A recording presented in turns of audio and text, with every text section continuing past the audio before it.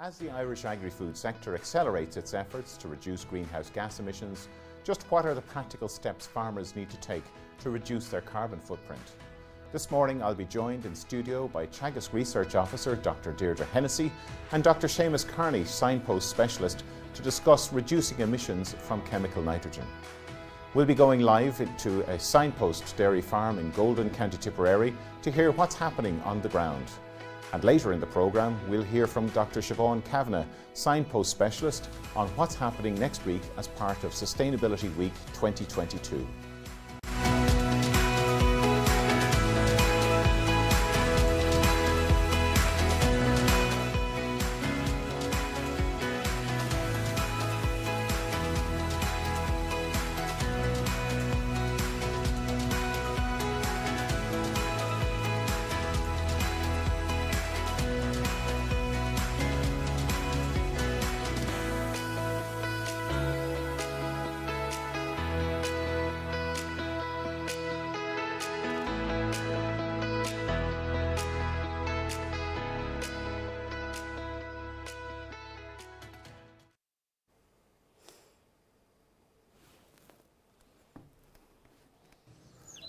Hello and welcome to this morning's Signpost webinar, coming to you live from the Teagasc studio in Carlow. My name is Mark Gibson, and over the next hour we'll be discussing how farmers can reduce their greenhouse gas emissions from chemical nitrogen. But before we go any further, I'd like to take this opportunity to introduce my studio panel, Dr. Deirdre Hennessy, Senior Research Officer in Teagasc Moore Park, specialising in grassland and clover incorporation. And we're also joined by Dr. Seamus Kearney, who is a Training and Development Specialist with the Teagasc Signpost programme. Deirdre and Seamus, thank you for joining us this morning. Thank you very much, Mark. So to get us started, Seamus is going to tell us about some practical steps farmers can take to reduce their nitrogen use and at the same time reduce their emissions. Please send us your questions using the Q&A tab at the bottom of your screen, and we'll put these to our panel throughout the show. Today's show is being recorded and will be available on the Teagasc website in the coming days. We'll now hand over to Seamus for his presentation. Good morning and welcome. This morning I want to look at where Irish agricultural emissions come from, why nitrous oxide emissions are so important in the context of Irish agriculture, and more importantly, thirdly, how can we as an industry reduce our nitrous oxide emissions? So we're going to start first of all by looking at the Irish agricultural emissions and where they come from. And you can see from the pie chart there, the blue part of the chart, about 57.5% of our emissions come from thermic fermentation. About 10% from how we store and how we spread our manure. So some of that is nitrous oxide, some of it is methane. The green part is how we use our fertilisers and when we use them, and also some emissions from soils. So that's our nitrous oxide part. And there's about another 5% there made up between lime and fuel usage and urea application as well. So really when we look at it overall in the context, we're looking at about 65 or 2/3 of our emissions are coming from methane, but the reason we're looking at nitrous oxide this morning is 30% of our overall emissions are coming from nitrous oxide. And I suppose the other thing to bear in mind with nitrous oxide, it is it's the most potent of all the agricultural greenhouse gases, 268 times more potent than carbon dioxide. So 30% of our emissions coming from nitrous oxide. And that's why we need to try and reduce our nitrous oxide emissions to hence reduce our greenhouse gas emissions from Irish agriculture. And how do we go about reducing our greenhouse gas emissions and our nitrous oxide emissions? I suppose first of all this morning I want to look at 5 different pathways. So number 1, we need to look at liming. Number 2, we need to look at improving our P&K, hence that we can reduce the amount of chemical nitrogen we're using. We need to retain more of the nitrogen in our slurries. We need to grow our own nitrogen in clover. And whatever nitrogen we use after that, we need to change to a more environmentally form of fertiliser in the form of protected urea. So first of all, we need to look at liming here. And if we look at liming, some work from our colleagues in Johnstown Castle, where they took an example of soil at 5.5 pH. And by spreading 5 tonne of lime per hectare on that soil, they managed to lift the P levels on that soil by over 5 parts per million, 2 indexes in total. But as well as that, by getting naturally occurring phosphorus out of the ground, there was also the added benefit that that soil also released naturally occurring nitrogen up to 80 kilos of nitrogen per hectare per year. So the big message here is by getting the lime and the pH right first of all, we're releasing more naturally occurring phosphorus and more importantly nitrogen from the ground, hence we can cut back on our chemical nitrogen applications. Secondly, by building P and K levels, it helps to get more use of the nitrogen we sprayed on our farms. So if we look at it here, first of all, looking at the graph, I suppose the first point is if we have very low P, H, P and K, we're getting very low utilisation out of our nitrogen.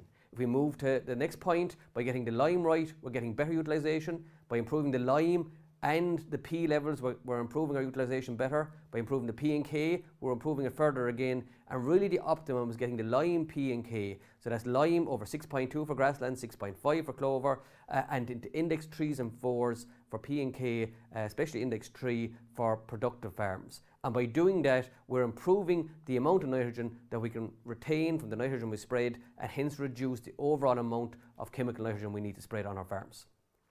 Thirdly, we need to retain more of the nitrogen from our slurry, again to cut back on the amount of chemical nitrogen we're using at farm level.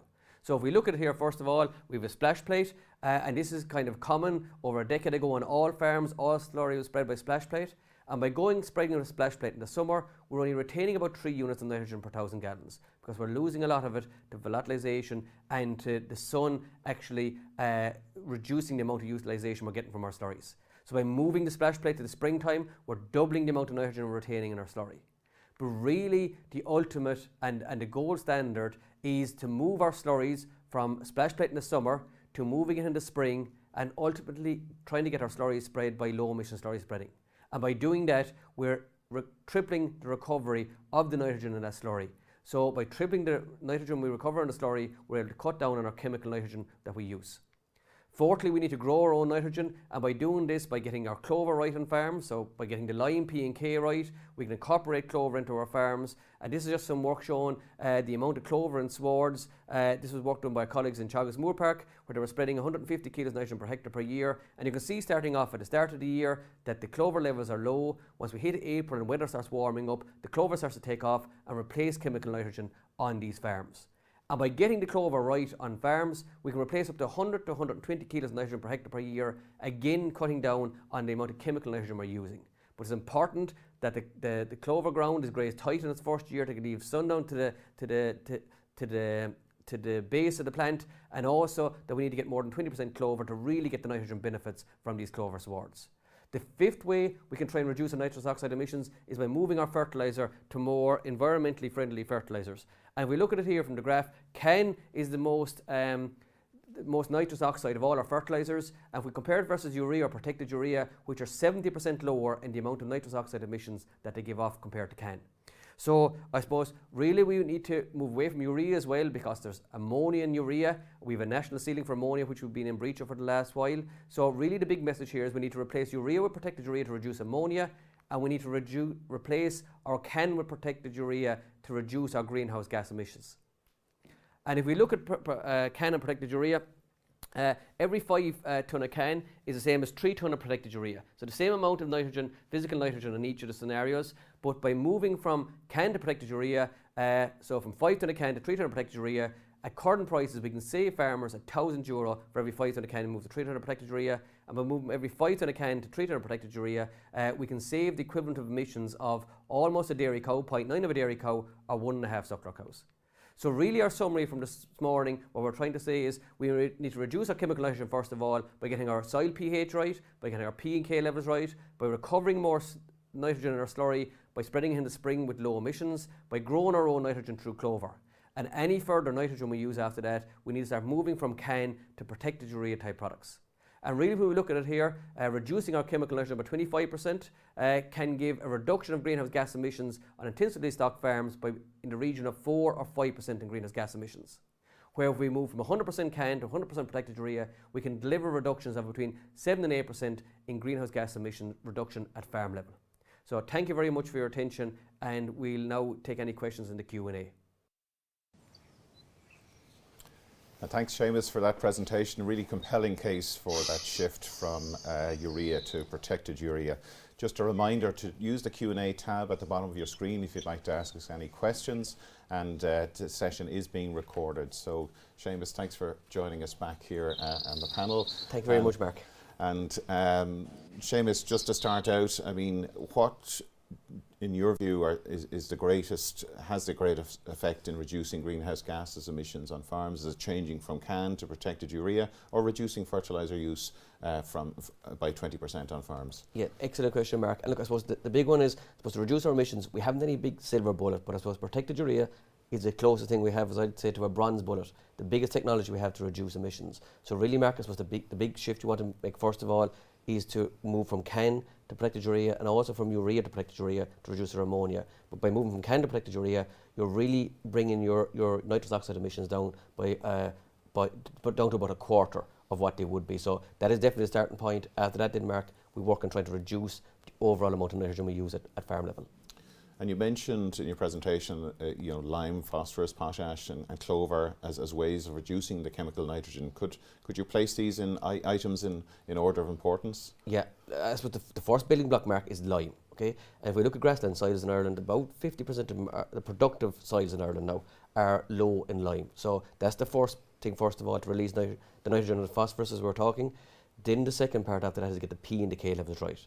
By getting those right, we get better use of our nitrogen, and we can cut down our chemical nitrogen use.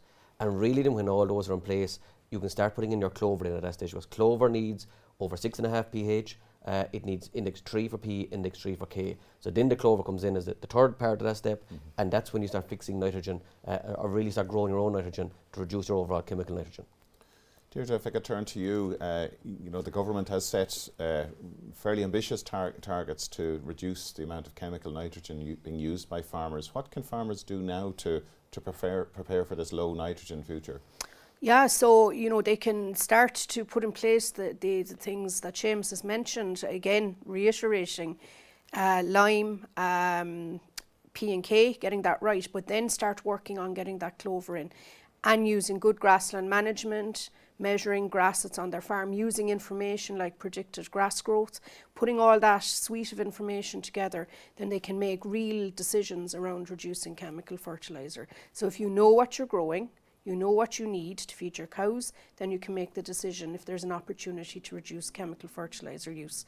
So clover will automatically give you a really good opportunity through fixation. But if you're managing your grass and you know your demand, your feed supply and so on, even in a grass only system or part of the farm, you can make that decision about reducing chemical fertiliser use. And there's big opportunities in the summer. So, if you think about it, Mark, every little helps. So every little bit that's caught at every rotation, that all sums up at the end of the year. And is clover a solution for every farm soil type? Probably not, realistically, Mark. So as Seamus said, it likes a good soil pH over 6.5. Some of our soils, that you won't get to that, particularly our more peaty soils. Clover doesn't like its feet being wet, if you want to put it that way. It doesn't like sitting in very wet soils. So it will struggle in some of those soils. But, there's most of our soil types will be able to have some level of clover. And look, we can break our farms down. Soil type in most farms is not identical in every single paddock. So there are probably areas of the farm that it can be incorporated in. And I suppose that's really the farmer, him or herself, knows what part of their farm that they can put clover in, or the part of their farm that it's more likely to work well in. So, there's lots of information out there, but also the farmer needs their own information around their soil type, their fertility status, the type of sward they have on their farms, and indeed their demand for nitrogen on their farms, because obviously lower stocking rates, you've less demand for grass, so, maybe there's less of a role in some of those scenarios. Having said that, on very low stocking rate farms where you don't need a lot of nitrogen going out, adding clover into the sward, just managing the grass a little bit increases the feed quality. So for example, it can increase your growth rate or your live weight gain, for example. So there's big roles for clover going forward. Seamus, Deirdre mentioned soil fertility. What can farmers be doing now to start preparing for having good soil fertility for clover, and indeed having even some of the multi-species swards in place? Yeah, I suppose the first point, Mark, is soil samples.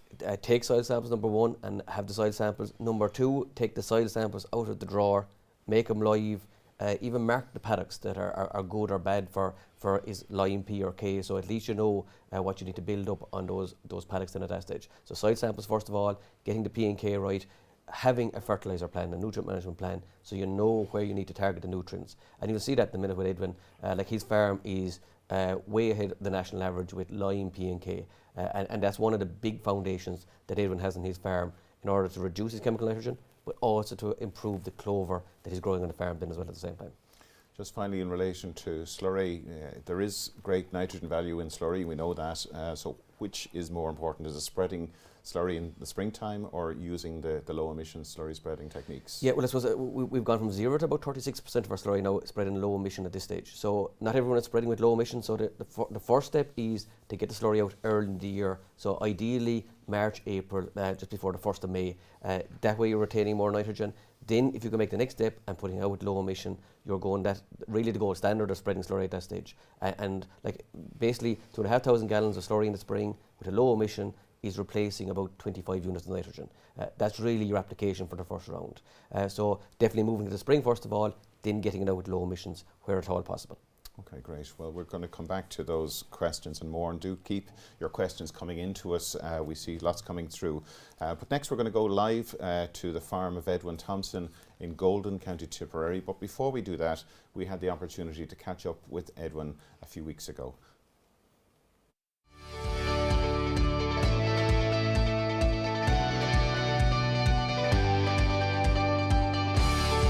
My name is Edwin Thompson. I'm farming here in Golden, County Tipperary.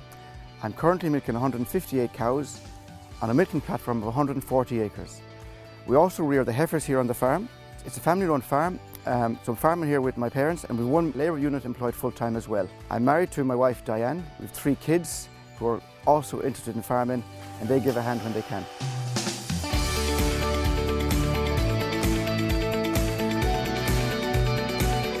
We were always interested in the environment on this farm. As you can see in the background, there's lots of trees, lots of hedges. When this opportunity came up to join the Signpost programme, I felt it was a good fit for me and a good fit for this farm. I'm keen on the clover, and I like the sustainability aspect where farming can survive on its own without depending on too much use of chemicals. The first thing we did was we made a conscious effort to purchase protected urea. With the use of the protected urea, I don't see any obvious reduction in grass growth. So I'm very happy that the parts of the farm that require the nitrogen, it's working very well.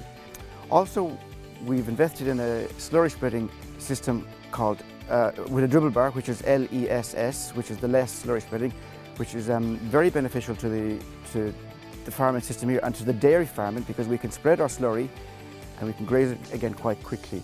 We've currently reseeded 35 acres of the grazing platform here.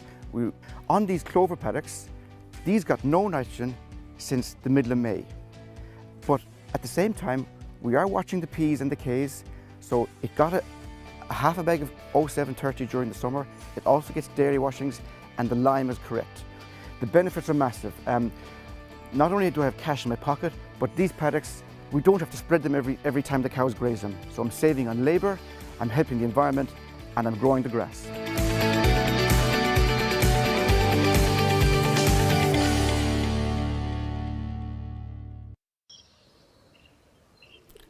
Now we now join Shane O'Hanlon, Teagasc Signpost Advisor, and Edwin Thompson, who's dairy farmer in Golden, County Tipperary. Good morning, Shane and Edwin. How are you today? Good morning, Mark. Good morning, Mark. Yes, Mark. So I'm joined here with Edwin Thompson, a dairy signpost farmer in Golden, County Tipperary. And behind us you can see Edwin's cows are actually grazing a reseeded paddock with grass and clover that was reseeded this year. So I suppose just to start off, Edwin, in your experience, what are 2 easy wins that farmers can adapt to reduce emissions on their farm? Well, Shane, the first and obvious one is the protected urea. We made a conscious effort on this farm the last couple of years to spread only protected urea, and it's working very well, like I said on the video before. So protected urea saving me a little bit of money, and it's saving the environment as well. With the protected urea, then we changed to 18-612s, which gives us a bit more control of the P's and K's that we spread throughout the year, and it's also the 18612 fertilizer is also quite beneficial to the environment in comparison to the old pasture sward or the cut sward. So that's the first thing we did, Shane. And I suppose in relation to protected urea, Edwin, you made the conscious decision just to try it yourself. So you obviously tried with a small amount, gained the confidence to progress that, and obviously you bought more and have been getting on very well with it since. Yeah, I think in 2020 I bought a couple of tons of it and tried it, and I saw it worked very well. In 2021, I think it was nearly all protected urea. I can't quite remember now, but it worked very well again. And again this year, 2022, it's been all protected urea. But that goes with the the 18612. So the protected urea is just the nitrogen end of it. The P's and K's, then we're using the 18612.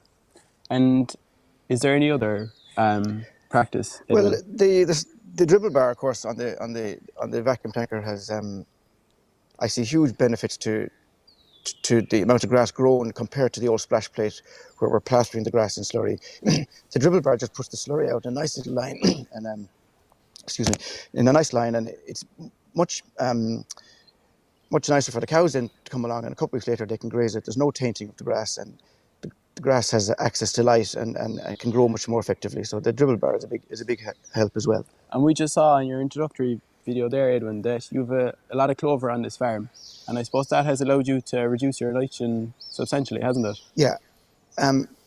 2 years ago I reseeded 18 acres, and I did another 18 acres this year. So there's about 35 acres reseeded now to date. And in those reseeds, we targeted the timing of the reseed was in the springtime to allow the clover to grow. So we made sure that we had clover in the reseed, and so those paddocks get no nitrogen, no chemical nitrogen spread on them from May from May onwards. So. But it's important to say that you maintain a constant P and K levels in those paddocks. Yeah, absolutely. They regularly get dairy washings. They also got a top up of 0730 during the summer. They got slurry in the springtime, and in fact, one of them got a little bit of extra lime this year because it had the soil results showed it was a little bit low, so I gave it another bit of lime this year again, even after the reseed last year. So it's these paddocks are well looked after. The P's are good, the K's are good, the lime is correct, and the clover is supplying the nitrogen. So I suppose just to put that into context, Mark, from Edwin switching from traditional fertilizers such as CAN, cotton pasture sward to protected urea, that has saved his total fertilizer bill at current prices by €6,000. And to put that into context, is worth €40 a cow to him, as well as decreasing his overall emissions on the farm by 4%. And I suppose on top of that, Edwin mentioned he reduced nitrogen substantially due to clover on the farm. So he has reduced his nitrogen by 38%, which again equates to about €7,000 in a saving. To put that back into context in cow terms, that's worth €50 a cow. So those two actions, as well as an extra percent to decrease his overall emissions on his farm. So it has a massive saving financially, as well as decreasing his emissions over over a year, really, you could say, Edwin, isn't it? Well, it's a year and a half, I suppose. Shane. Yeah. And Edwin, if I could ask you, just you're well on the journey to implementing these various sustainability measures on your farm. I mean, is this adding a lot to your workload, or is this integrating with your existing system? No, Mark, it integrates very easily with the existing system. There's no massive investment to buying protected urea. All you have to do is ring up the co-op and order it. It spreads the same as your traditional fertilizer. So in that sense, it's no problem. And then there's a little bit less spreading involved. With the clover, we don't need to spread as often. So I'm sort of noticing now this year particularly that we used to always go out once a week with the fertilizer spreader and top up the paddocks that had been grazed in the previous few days, but probably only go out now maybe twice every 3 weeks, with the fertilizer spreader. Those clover paddocks don't need topping up as regularly. So it's very beneficial. So you're cutting down on your diesel at the same time, which is always good news. Yeah. Tell me, Edwin, how important is lime in the system you're operating there? Well, I've spread a lot of lime over the years, and it's really coming to fruition now. And as the lads have explained, the lime has to be correct for the clover to survive.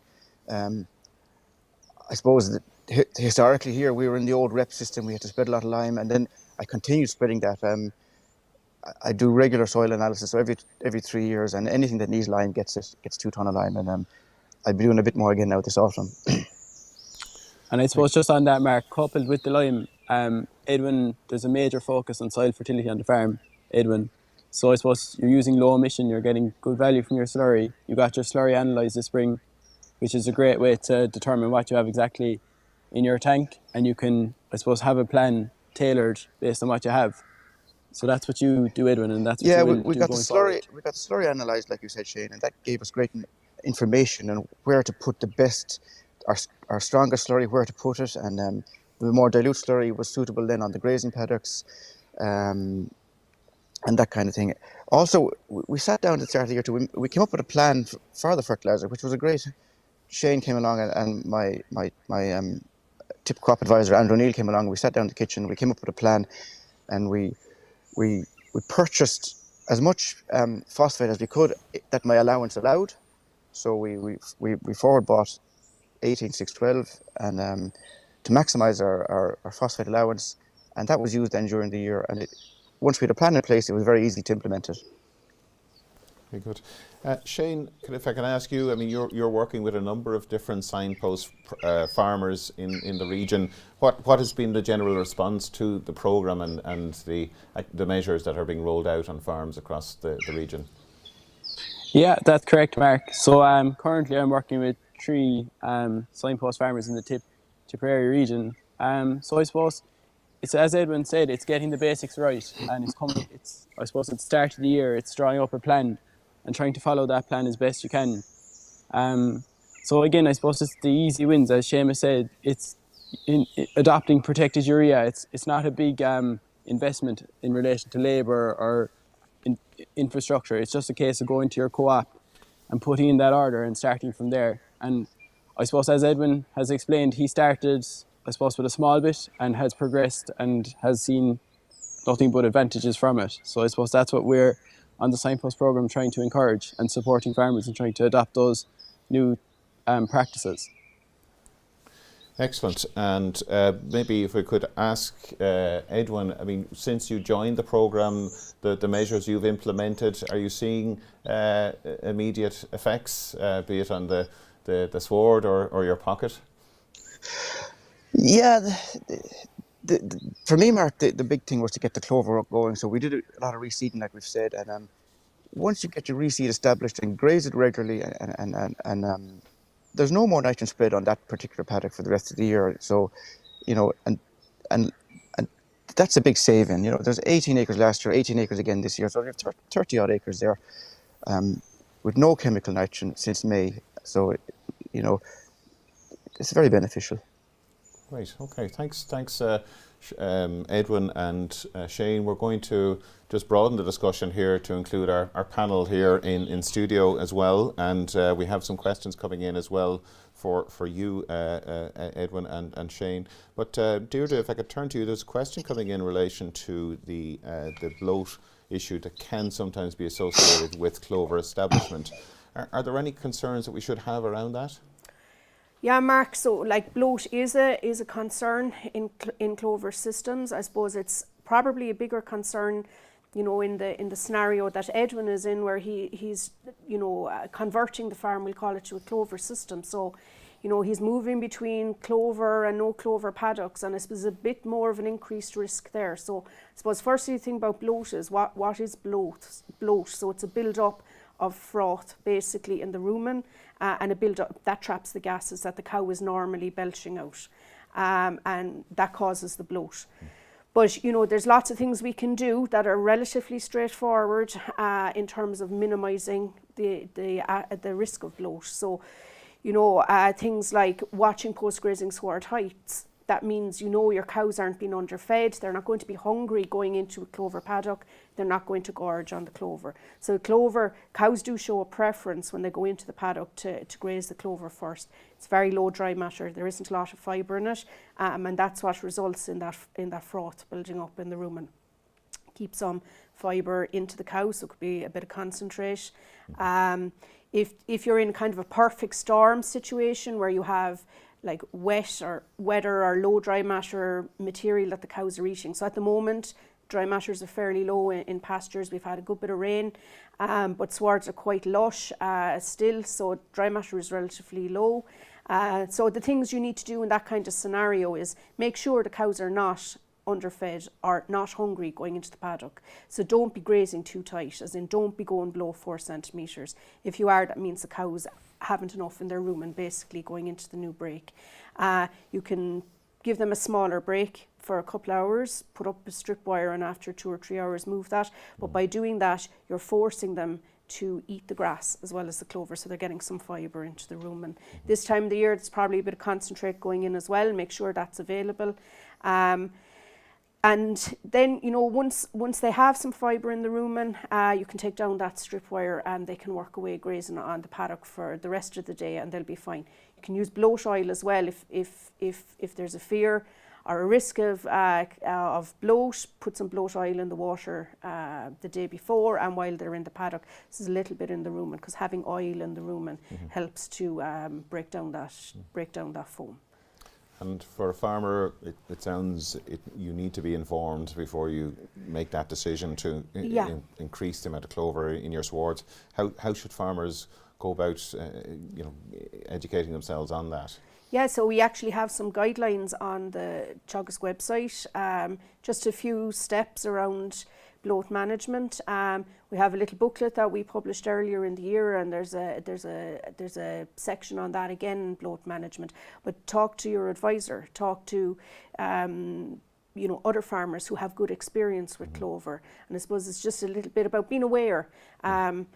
Yes, bloat is a potential risk, but in a well-managed system, it's not a significant risk. You know, if a farmer's watching his post-grazing sward heights, he's making sure his cows are well fed and that there's some fibre in the diet, it's easy to manage. So this time of year, Deirdre, when farmers are trying to stretch grass, they'd be probably putting in a bit of silage. Yeah. There's probably maybe 3 or 4 kilos of meal going in. Yeah. That would be help.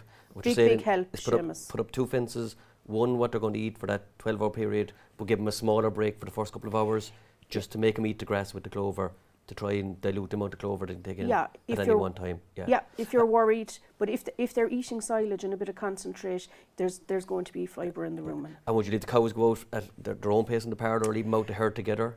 Would that matter? I would say, Seamus, it's better to leave them out together, because if you're leaving them out line by or row by row, the cows that hit the paddock first, they're going to have the choice of what's there, and they're going to have more opportunity to select the clover. Okay, so leave them they're out all as out at one time. Yeah. There's a question, Edwin, in from our audience there in relation to spreading of slurry, and what in your context or there in Tipperary does early spreading of slurry. What timing of the year would you be getting out with your slurry? Well, I think I'm allowed to spread it from about the 15th of January, but I try to hold it as long as I can. In 2022, this past spring gone, it was about the middle of February, the 15th of February, I think, around about then. I got in my local contractor, and we had a few paddocks grazed. And he came in with the umbilical system, and we spread a few paddocks that had been grazed, and he spread a few paddocks that had low covers on them. And then I got him back again about a month after that, in about the middle of Patrick's Day. I can't quite remember, but we spread some again with the umbilical, and he put out about 100,000 gallons each time, which was a great labour-saving tool for me. But it is, and he was using the dribble bar on his umbilical, so it worked very well. So, Edwin, would it be fair to say you kind of look at it as a resource that you want to manage and get the best value you can get out of it? That you have enough slurry storage? Oh, definitely, Seamus. The cost of fertiliser now, slurry is a very, very valuable resource on the farm. And we look at our soil analysis, and we target paddocks that need it the most. And we try and put the most suitable slurry on those paddocks, if possible, Okay, and silage ground as well, obviously? My silage ground is down the road, so it was more difficult to get it out there on the springtime, but we put slurry on the silage ground after the second cut this year, so to try and just boost the P and K levels on that land, which is probably my lowest P and K, like all silage ground is my lowest P and K levels, but it got 2,500 gallons of slurry there in August, early August, after the second cut silage was taken. And getting P and K fertilizers then as well. It got 4.5 bags of 18612 in the first cut, which supplied about 80 units of nitrogen, and then whatever for the P and K, and I think it got about 3.5 bags for the second cut. Very good. 18612. Yeah.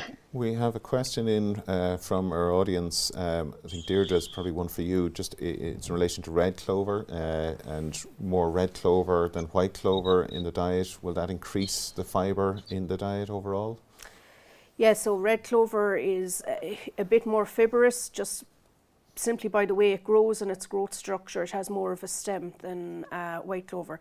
But the problem with red clover from a grazing point of view is it's not very persistent. The growing point is higher in the sward and it's more likely to be grazed by the plant, so it won't persist as long as white clover in the sward. But yes, it would have a higher fibre content. So more silage orientated, Deirdre? Absolutely, Seamus. Yeah.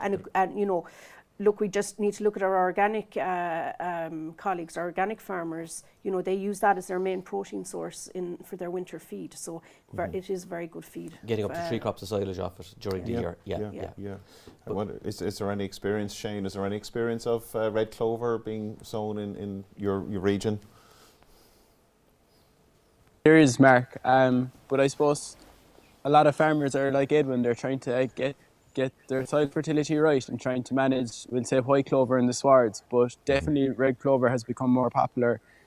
And I know Edwin, just from talking to him, he's maybe going to try it next year in an out block, as Deirdre said, a kind of a silage block, just to see how that goes.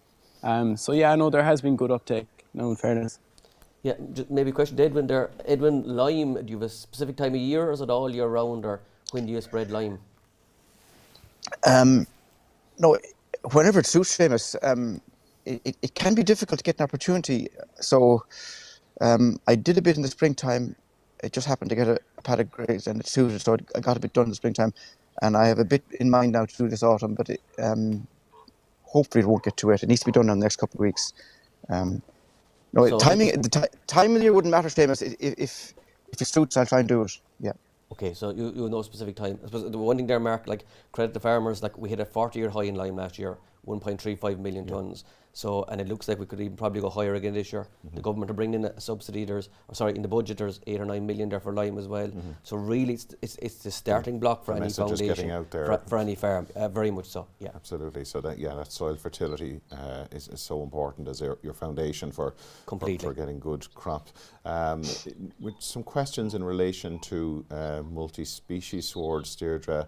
But one in particular around, are there any species that could be incorporated or accompanying the clover to reduce the risk of bloat in cows? Is that something that has been looked at or are you aware of?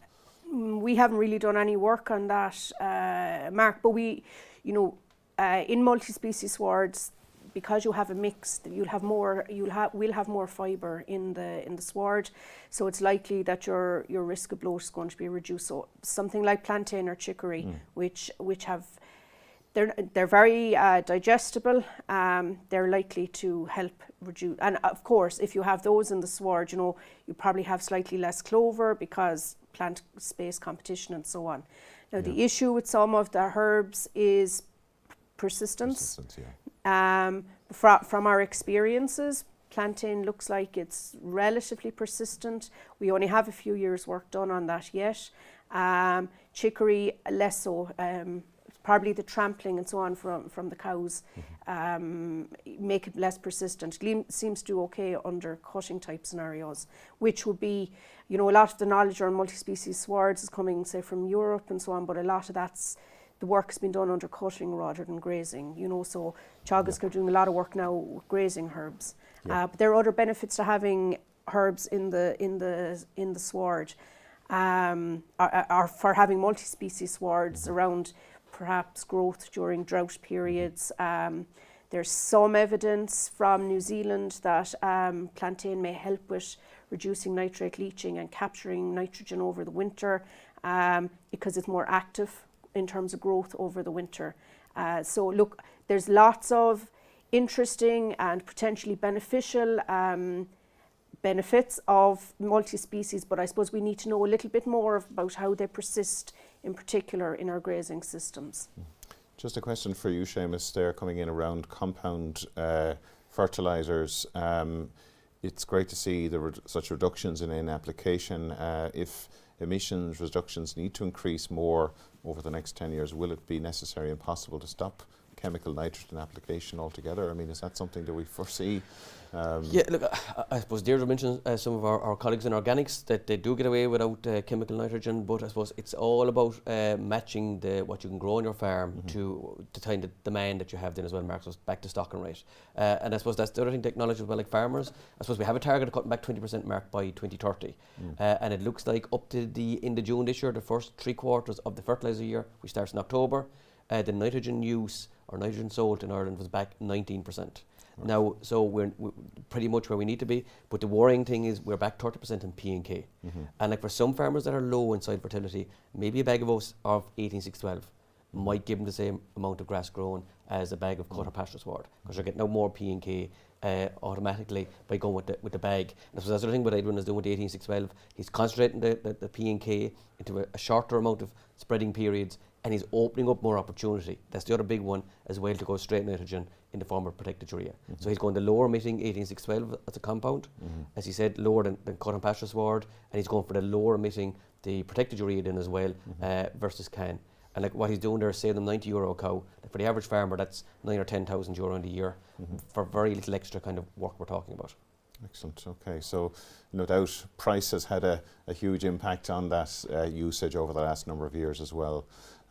Just finally, Shane, if I could ask a question coming through there about the farm there. Could K soil levels be an issue on Edwin's farm going forward while he relies on 18612? It's low in K for silage with only a small amount of slurry going out. Would 0730 be a better option?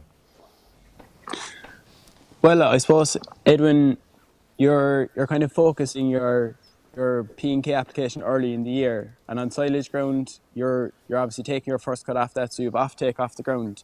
In relation to the grazing ground, you're grazing continuously, and you're not over applying too much P and K. Like, you're soil sampling regularly as well, so that would be a good way of monitoring it. I don't think it's an issue on this farm, Edwin. We'll probably do another soil analysis, maybe not this year, but in spring 2023 or start 2024. So we'll see.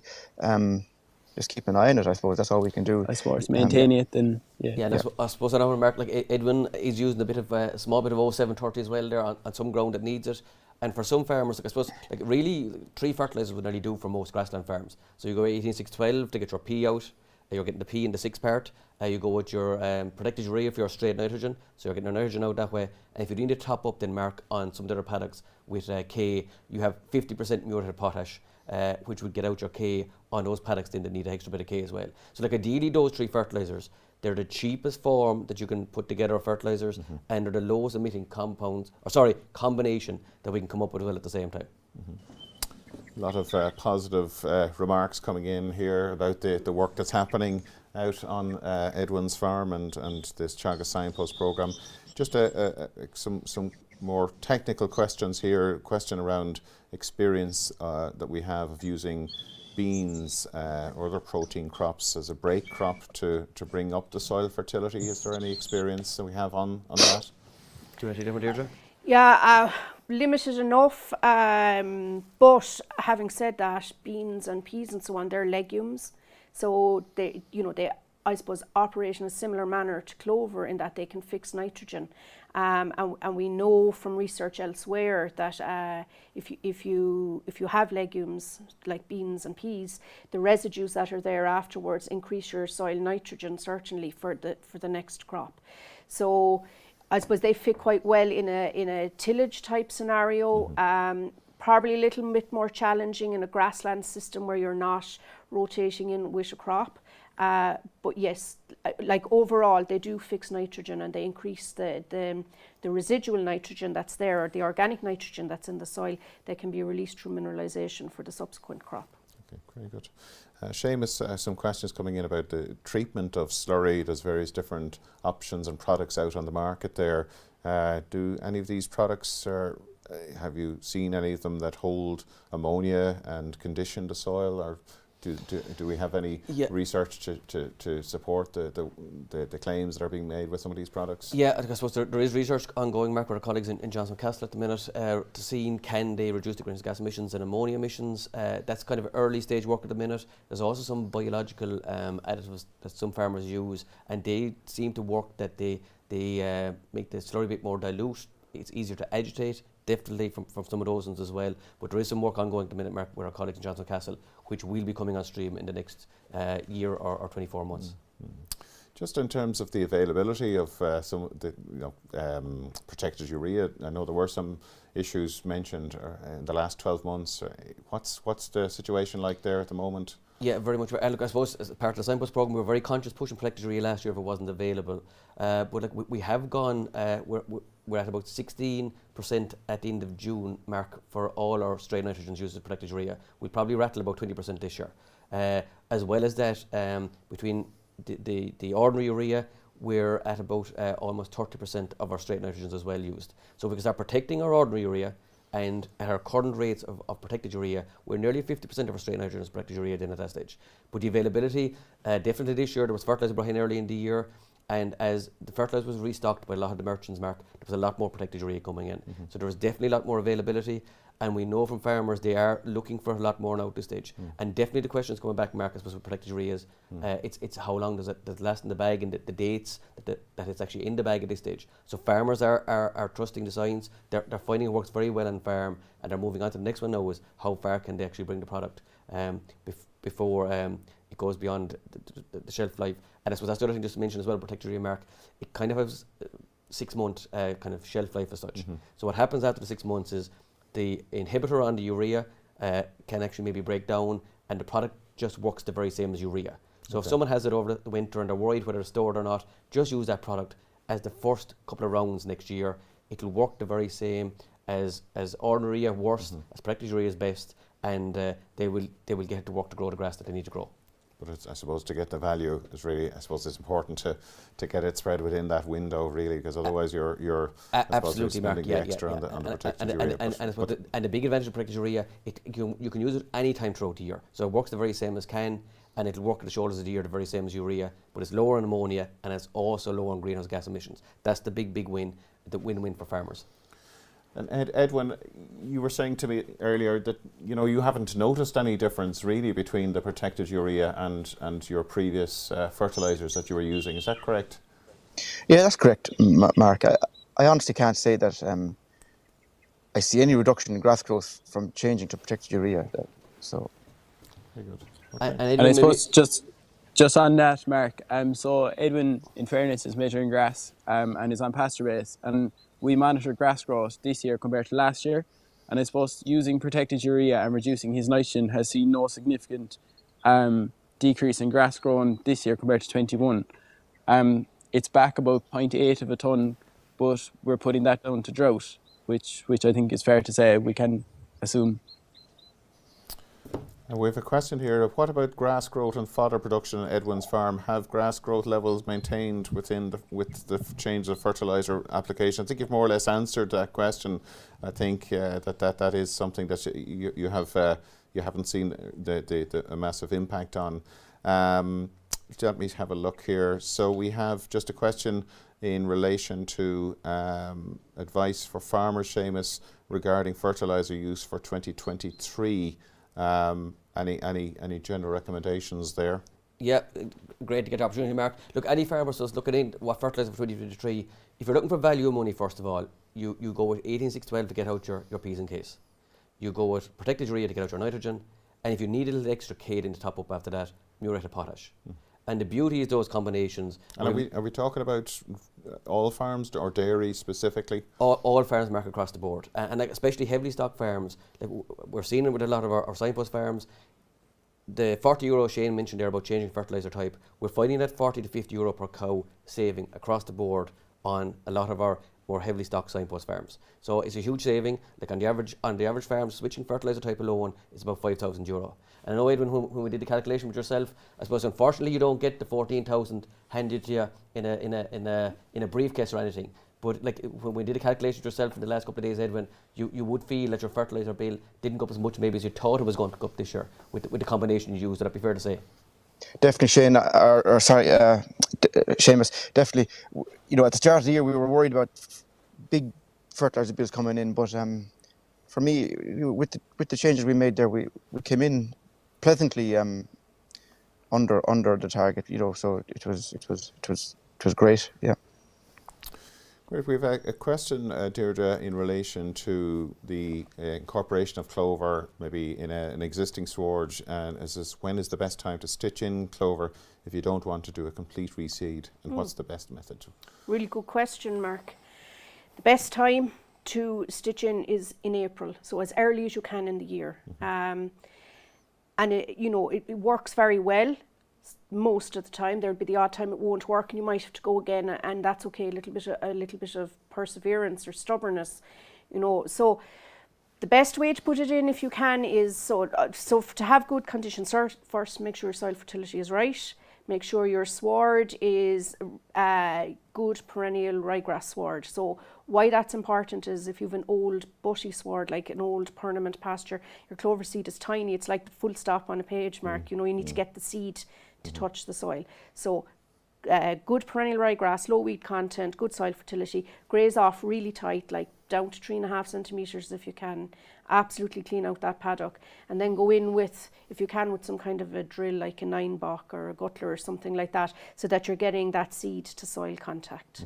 But really importantly then, after you've put it in, is how you manage the sward afterwards, because you'll get the seed to germinate, but you do have to do a little bit of work to get it to establish. So Edwin mentioned earlier, about looking after that ground for the rest of the year. So reduce your chemical nitrogen fertiliser, or cut it out if you can for 1 or 2 rounds, or for the rest of the year if that suits your system and you've enough grass growing elsewhere. So reduce that nitrogen just to give the clover the chance, to capture the light, because I suppose it's important to know that the grass will take up the chemical nitrogen faster than the clover. So what will happen is you'll get shading out of the clover. Smothering. Yeah. And then the other thing is, don't leave a heavy cover build up. So go back in, at around 1,000 kilos and graze it out tight. So it's all about getting light down to that little emerging clover plant to help it establish. So I suppose like what Edwin's doing is a really good approach in terms of incorporating clover by reseeding or oversowing, is not doing the whole farm together. Now that's not practical anyway, but if you do big proportions of the farm with oversowing, for example, altogether, very difficult to push special management on a big area. Much easier to do that on a smaller area, 10-15% of the farm, because you do have to do that little bit of preferential grazing management, which is basically skip in and out of the rotation. So you might be going back to that every 16 days or so, instead of waiting your 20-21 So be prepared days. to jump in and out. Yeah, and just keeping the cover low will really help that clover. And to the point, Deirdre, when we're talking about reducing chemical nitrogen or cutting it out, it's important that we keep putting out the P and the K. Absolutely. So it's the whole fertiliser, Mark. Yeah. It's the nitrogen we're cutting, but we're keeping the P and K out there all the time. And look, if you have dairy washing super, we see clover swards, even established ones, respond really well to that little bit of boost that comes from your dairy washings. Yeah. Do I ask Edwin a question there? Because I suppose a lot of grass mixes, Edwin, have maybe 0.5 kilo to 1 kilo per acre in them. I suppose the recommendation would be to go to 2 kilos of clover per acre. Like, what kind of rates of clover do you incorporate in your scenario? I just think, Seamus, we put out 1 kilo now. I'd have to check that, but I don't think we went with a 2 kilo rate now. We just went with 1 kilo. And you got a good take even with the kilo? I got a great take, yeah. Particularly last year, I got a seriously good take, yeah. This year doesn't look quite as good, but it's early days yet. It's only been grazed maybe four times, But you were saying, Edwin, this year that paddock behind us is reseeded, and you noticed that the clover really performed well this year, even in the drought. Yeah, the clover certainly this year was such a dry year, and it certainly seemed to perform better than the paddocks that had no clover getting nitrogen. The clover paddocks, we call them the clover paddocks, seemed to be growing much better in a particularly when the drought got severe. I noticed the clover was sort of getting me out of trouble a lot of the time when I came back to graze them, Excellent point, yes.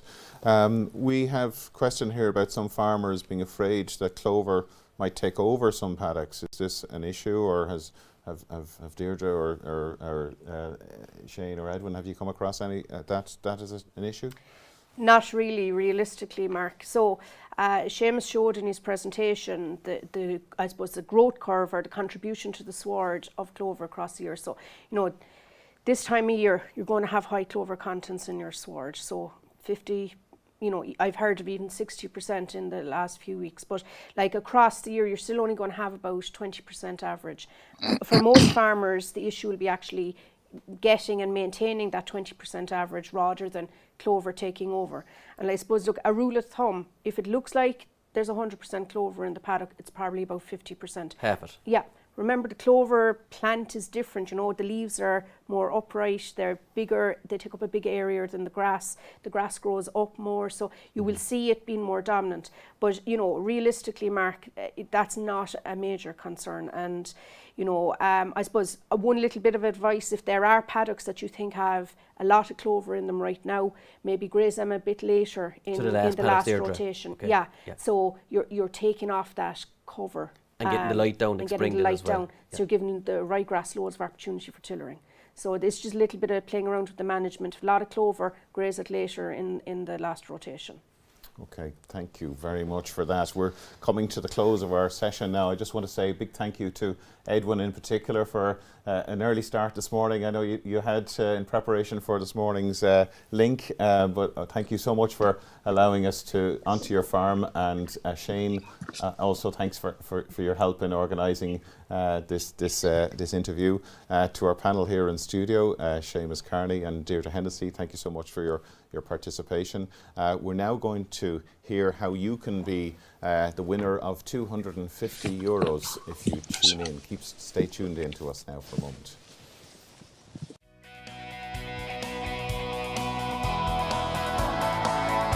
Teagasc are delighted to announce the Signpost Photo Competition. Don't delay. Capture photos of the action you are taking on your farm to reduce emissions and submit them to the Signpost programme to be in with a chance to win €250. Some of the relevant actions include liming, applying P&K to tillage crops, dosing and vaccinating, weighing animals, milk recording, extending the grazing season, checking your board BF farmer feedback report, checking your NMP for lime or K needed, and soil sampling. The closing date is the 14th of November. To apply, go to www.teagasc.ie/signpost. Don't delay, enter today.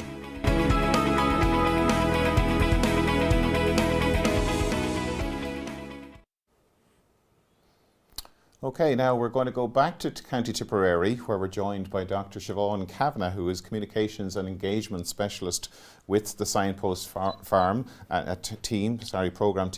Siobhan, you have an action-packed week for us next week as part of Sustainability Week. Can you tell us more about what's happening during the week? Okay, good morning, Mark. So the theme for Signpost Sustainability Week is Farming for a Better Future. And we all know that there is an urgency on the adoption of a lot of the technologies that are available to us right now to reduce our emissions in particular.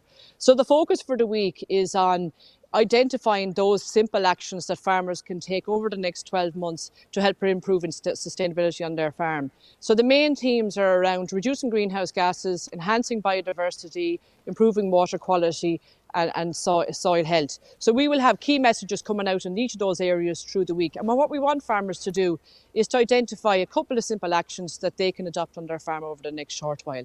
In terms of events then, so we have a series of in-person and online events through the week. So our in-person events are 4 farm walks. There's one in Washford, Limerick, Galway and Offaly. And we would be encouraging farmers to attend those events to see what the Signpost farmers are doing to improve the sustainability on their farm across those major areas, but also to maintain profitability and output. In terms of the online events, there's 2 events of significance in particular next week. One is the launch of the National Farm Survey Sustainability Report, which will happen on Monday afternoon, and there's a webinar on that. And then on Friday, the Signpost demonstration farm sustainability results will be issued as well. So it's the first year for us to issue sustainability results for these farmers, and it's setting out the baseline year for those.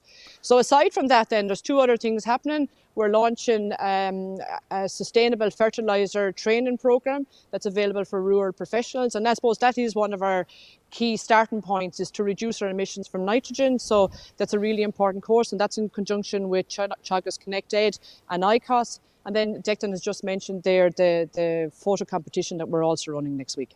Great. And where can people find out more about what's happening next week? Okay, well, the website, we have a page dedicated to it on our own Teagasc website, and that's at www.teagasc.ie/signpost, and there's a specific page in there that all the details for all the events and the activities and the messaging that we'll do throughout the week. And then obviously keep an eye on our social media pages, on Teagasc Daily, and then in the local media we'll have articles and that in the local papers, and also there'll be some local radio interviews as well. So keep an eye on all the channels that we will put out information to our clients and to the rural professionals also. That's great, Siobhan. Thank you so much, and it sounds like there's something there for everybody next week. Absolutely. Thanks, Mark. And that's all we have time for today. My thanks to our speakers and our entire production team. Next week we'll be joined by Professor Frank O'Mara, Director of Teagasc, and Dr. Tom O'Dwyer, who's Head of the Signpost Programme, and they'll be talking about launching the new Signpost Sustainability reports. So from all the team, we want to say have a good weekend, and thanks for watching.